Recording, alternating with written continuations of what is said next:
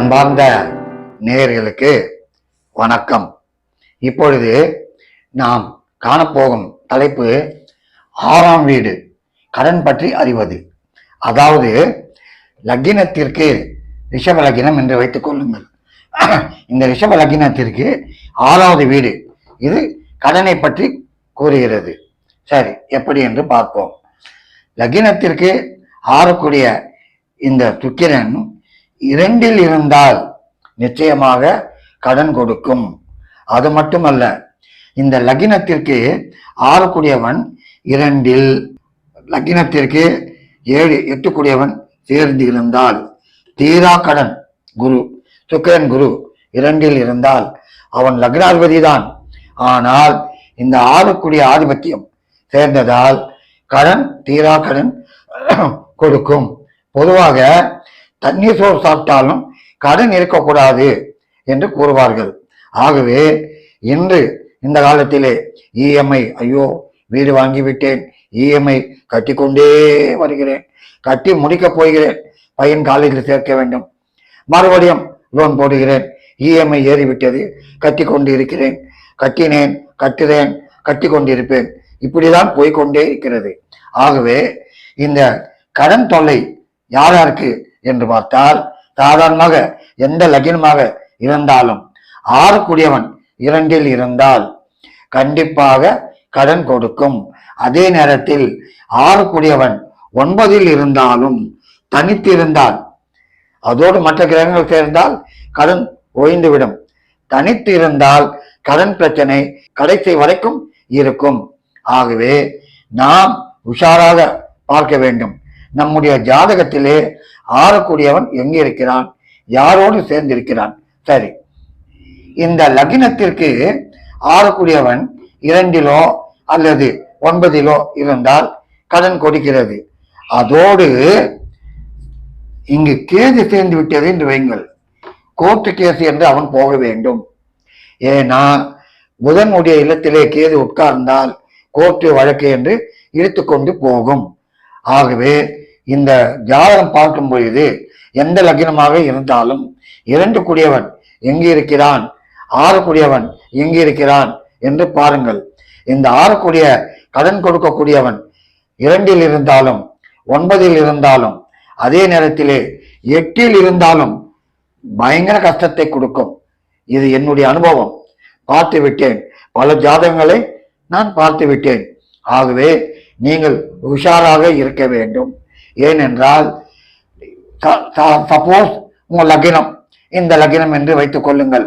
இந்த லக்கினம் என்று வைத்துக் கொண்டால் இந்த லக்கினத்திற்கு 6 கூடியவன் இவன் 2ல் தனி, இந்த லக்கினம் வைத்துக் கொள்ளுங்கள், 6 கூடியவன் தனி இங்கு இருந்தால் நிச்சயமாக கடனாளியாக இருப்பான். ஆகவே நாம் பார்க்க வேண்டியது 6ஆம் வீடு எப்படி இருக்கிறது என்று பார்க்க வேண்டும். சொல்லுவார்கள், கடன் பட்டால் நெஞ்சம் போல் கலங்கினான் இலங்கை வேந்தன். இலங்கை வேந்தன் கலங்கினானா? எப்படி? கடன் பட்ட நெஞ்சம் போல, வேற எந்த நெஞ்சும் இல்லை. கடன் பட்ட காலையில வந்துருவானா, ராத்திரி வந்துருவானா, சாயந்தரம் வந்துருவானா அப்படின்னு சிலர் பாக்குறாங்களே, காலங்கத்தால எந்த ஒண்ணு 10 பவுன். அந்த மாதிரி அந்த கடன் தொல்லை பிரச்சனையை கொடுக்கும். ஆகவே என்னுடைய நேயர்களே, அன்பர்களே, உஷாராக இருங்கள். 6 கூடியவன் எங்கே இருக்கிறான் பாருங்கள். 6 கூடியவன் 2லே, அதே நேரத்திலே 6 கூடியவன் 8லே, 6 கூடியவன் 9லே இருந்தால் கடன் நிச்சயமாக கொடுக்கும். தீர்ப்பது எப்படி, அதை நீங்கள் பார்க்க வேண்டும். உங்களுடைய ஜாதகத்திலே இப்படி இருக்கிறது. உங்களுடைய மகன் ஜாதகத்தை பாருங்கள். அவருடைய ஜாதகத்திலே 6 கூடியவன் சுபிச்சமாக இருந்தால் அவர் கடனை ஒழித்து விடுவார். அவருடைய பெயருக்கு மாற்றி விடுங்கள். அல்லது மனைவியின் ஜாதகத்தை பாருங்கள். அவர்களுடைய ஜாதகத்திலே 6 கூடியவன் நன்றாக இருந்தால் மாற்றி விடுங்கள், கடன் குறையும். அதை விட்டுவிட்டு உங்களுடைய பெயரிலே இருந்தால் கடைசி வரைக்கும் வட்டிக்கு வட்டி, வட்டிக்கு வட்டி கட்டி கொண்டே போக வேண்டும். ஆகவே அன்பார்ந்த நேயர்களே, 6 கூடியவன் சுக்கிரன் அவன் 2ல் இருந்தால் கடன் கொடுக்கும். இந்த லக்கினம் சிம்ம லக்கினம் 6 கூடியவன் சனி 2ல் இருந்தால் கடன் கொடுக்கும். இந்த லக்னம் வைத்துக் கொள்ளுங்கள். மேஷ லக்னம், ஆறக்கூடியவன் புதன் 2 இருந்தால் கண்டிப்பாக கடன் கொடுக்கும். இந்த லக்னம் வைத்துக் கொள்ளுங்கள். மீனம், ஆறக்கூடியவன் சூரியன் 2 இருந்தால் படு பயங்கர கடன் கொடுக்கும். கும்ப லக்னம், ஆறக்கூடிய சந்திரன் 2 இருந்தால் நிச்சயமாக கடன் கொடுக்கும். அது மட்டுமல்ல, லக்னத்திற்கு ஆறக்கூடியவன் இந்த லக்னம் கும்ப லக்னம், ஆறக்கூடிய சந்திரன் 8 இருந்தாலும் கடன் கொடுக்கும். மீன லக்னம், ஆறக்கூடிய சூரியன் 2 இருந்தாலும் 8 இருந்தாலும் நிச்சயமாக அவர்களுக்கு கடன் கொடுக்கும். ஒரு லக்னத்திற்கும் ஆறக்கூடியவன் எங்கிருக்கிறான் என்று பாருங்கள். இந்த ஆறக்கூடியவன் கேதோடு சேர்ந்தாலும் ராவோடு சேர்ந்தாலும் படு பயங்கரமாக வளர்த்து கொண்டே போகும். ஆமாம், சிறு கடுகு பூசணி அளவுக்கு வளர்ந்து கொண்டு போகும். நம்முடைய சொத்து சுகங்களை சாப்பிட்டு விடும். ஆகவே நீங்கள் பார்க்க வேண்டியது உங்கள் ஜாதகத்திலே ஆறக்கூடியவன் எங்கிருக்கிறார் என்று பாருங்கள். காரணம், 6ஆம் வீடு மோசமான வீடு. கடன், ரோகம், ரோணம், விரோதம் எல்லாம் கொடுக்கக்கூடிய ஒரு வீடு. ஆகவே நாம் வெகு உஷாராக பார்த்து செய்ய வேண்டும். கட்டி விடுவேன், பயமில்லை, வீடு வாங்கி விட்டேன், இஎம்ஐ கட்டி விடுவேன், பெருமையாக பேசலாம், தைரியமாக பேசலாம். நம்முடைய உடல், நம்முடைய பலம் கடைசி வரைக்கும் இப்படியே இருக்குமா? 40 லட்சம் ரூபாய்க்கு வீடு வாங்கினால் 40 லட்சம் ரூபாய் ஆட் செய்கிறார்கள். கட்டிக்கொண்டே போகும் பொழுது குறைந்து கொண்டே வரும். மறுபடியும் கட்டவில்லை என்றால் திருப்பும் அதற்கு ஒரு வட்டி, திருப்பும் கட்டிக்கொண்டே போகும்.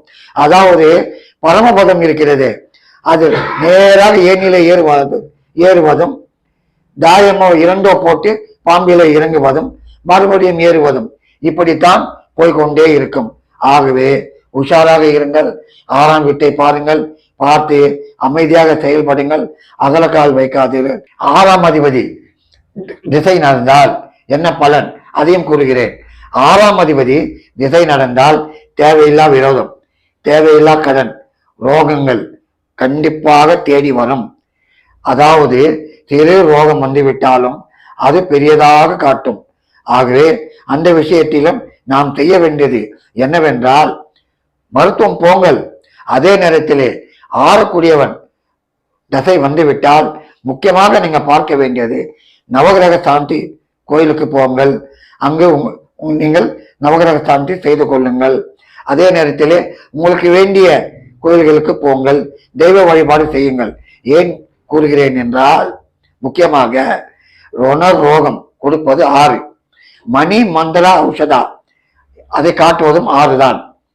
6ஆம் இடத்திலே பிரச்சனை வந்துவிட்டால் மணி மந்திரா, மணி ஜாதகம் பாருங்கள், மந்திரா பரிகாரம் செய்து கொள்ளுங்கள், கோயிலுக்கு போங்கள், தெய்வத்தினும் வேண்டுங்கள், உங்களுக்கு வேண்டியதை அங்கு செய்து கொள்ளுங்கள், உங்களுடைய பெயரிலே அர்ச்சனை செய்து கொள்ளுங்கள், ஔஷதா மருந்து சாப்பிடுங்கள். இந்த 3ம் சேர்ந்தால் நோய்கள் தீரும். ஆகவே இந்த 6ஆம் வீடு சாதாரண வீடு அல்ல, பயில்வானையும் பலகீனமாக்கி படுக்க வைத்து விடும். உஷாராக இருக்க வேண்டும். நன்றி, வணக்கம். ஆன்மீக தகவல்கள், ஜோதிடம், வாஸ்து தகவல்களை அறிய பக்திபிளானட்.com பாருங்கள்.